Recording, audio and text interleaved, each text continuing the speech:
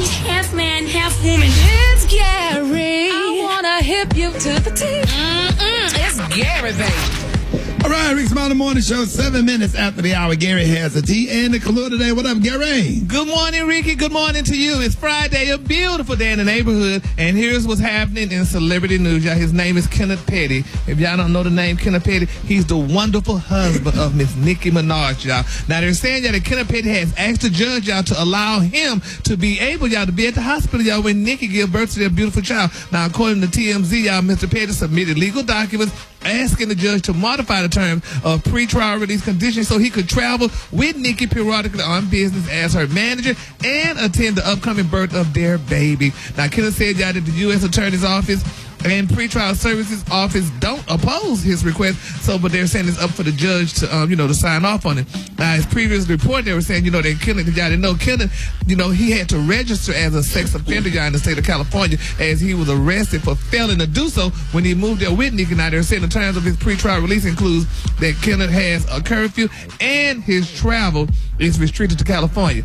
Now, isn't that sad when your wife is a big star and she married you after she found you out of the pen when she knew you when y'all was growing up and what have you, and you can't even be at the hospital when your wife have a baby?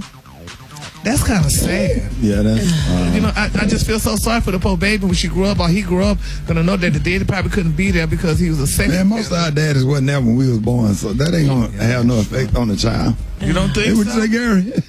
Yeah, you heard me under my breath. Was your daddy there when you was born?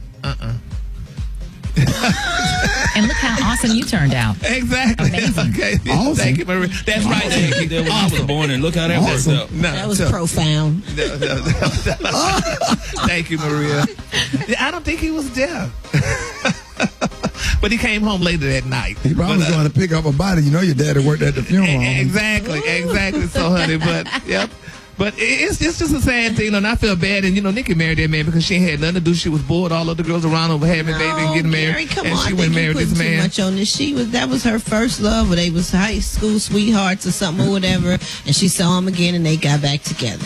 Yeah, he had to become a sex offender in the meantime, and I guess she just had to give him a job and make him her manager, like we were talking about earlier. All these women making their husbands their managers, honey. Look at Wendy Williams, honey. She's got those $10-20 million short because she made her husband her manager, and it's just not a good look though. But we're gonna see if it's definitely a conflict of interest when ladies make their mates, their manager. It's a total conflict of interest, and it ruins the business and the relationship. Got to keep things separated. Yeah, I agree with that.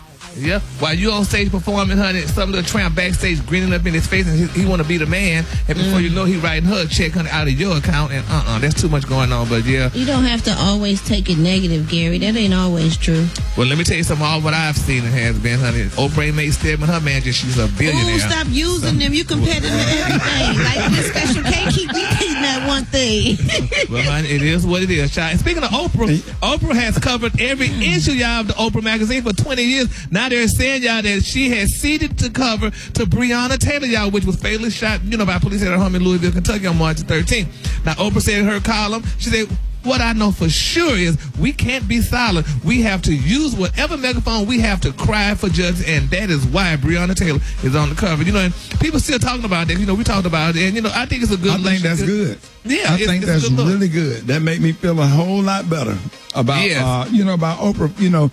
For her stepping up and doing that. That's huge. That's very huge, honey. That's her magazine, and she's doing it too. She's probably doing it because it's to go off the shelf, but she did a good job about doing it, putting on the cover. You always got to find story. something. Congratulations goes out to Kiki Wyatt. If y'all haven't heard, she's expecting her 11th child. Yes, honey. Ooh. 1-1, honey. They're saying that Kiki's excited about it. Everybody's excited. The mother 10 children at home excited to get another brother or sister. And we all love it because Special K, that's that 5 right there, boy. That 11 times. That's that 5. 11 times, but you can't. But he just can't. That rhythm method ain't gonna work. That's that 5 there, boy. That's show enough. Yes, sir. And that's the Kahlua today, Maragadine on the high. That's that hold up. That's your Kahlua for the day. Yes, sir.